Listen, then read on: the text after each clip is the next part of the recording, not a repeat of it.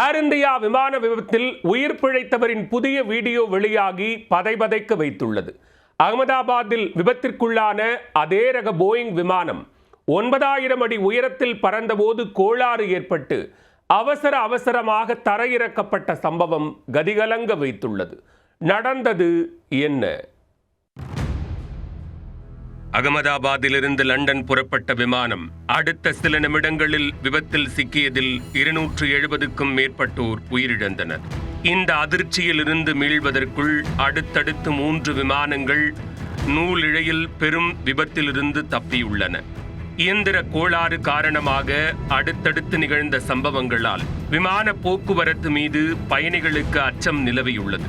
அச்சத்தை போக்க விமான நிறுவனங்கள் உரிய நடவடிக்கை மேற்கொள்ளுமா?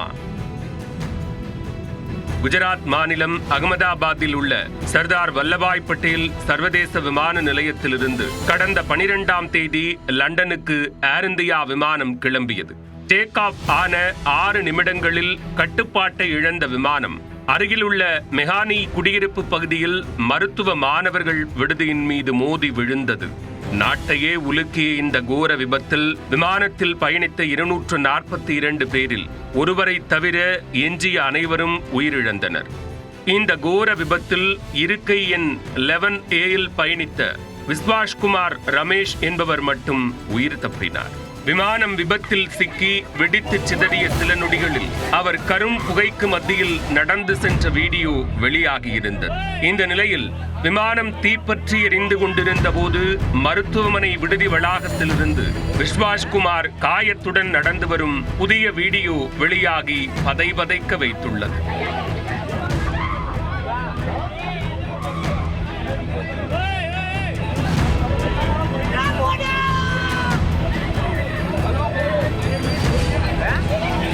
இதனிடையே ஏர் இந்தியா விமானம் விபத்தில் சிக்கிய பகுதியிலிருந்து 2வது கருப்பு பெட்டி மீட்கப்பட்டுள்ளது.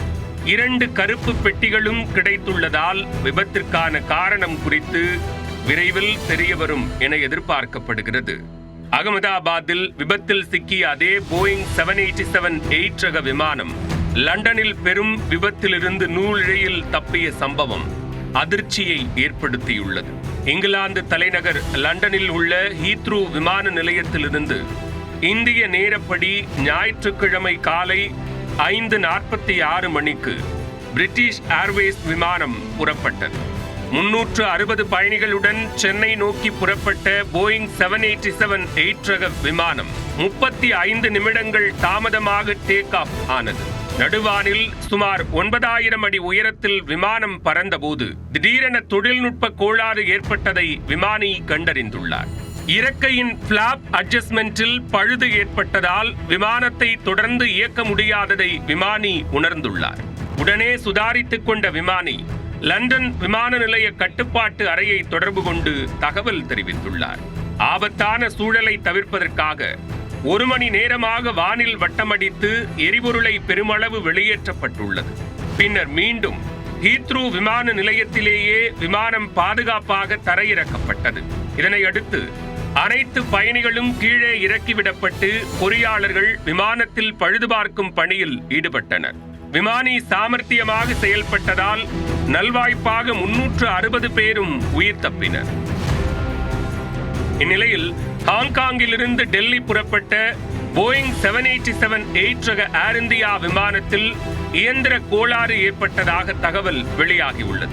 நடுவானில் பறந்து கொண்டிருந்த போது தொழில்நுட்ப கோளாறு ஏற்பட்டதை அறிந்த விமானி மீண்டும் ஹாங்காங் விமான நிலையத்தில் தரையிறங்கியுள்ளார்.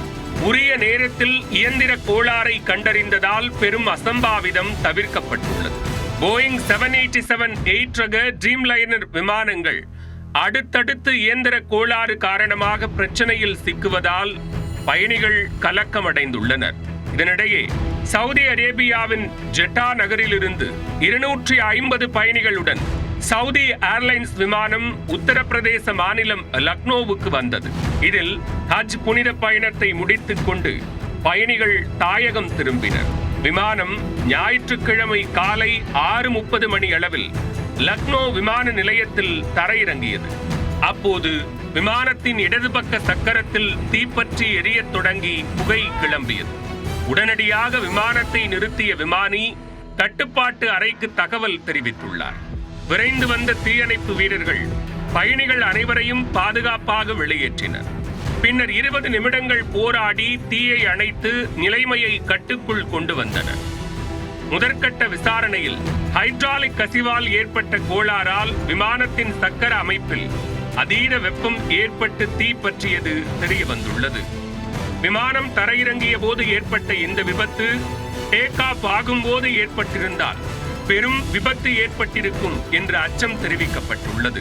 போயிங் 787-8 ரக விமானம் மட்டுமின்றி அடுத்தடுத்து விமானங்கள் விபத்தில் சிக்குவதால் விமான போக்குவரத்து பாதுகாப்பானதா என்ற அச்சம் பயணிகள் மத்தியில் எழுந்துள்ளது.